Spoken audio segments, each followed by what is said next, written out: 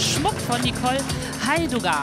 Sie ist auch ein ehemaliges Model, war auch Miss Bayern und hat 2011 eben ihr eigenes Schmucklabel gegründet, möchte Trends setzen, nicht den Trends folgen, hat 3 Linien, einmal die NH Couture, NH Selection, NH Unisex. Schmuckstücke sind streng limitiert und sehr exklusiv.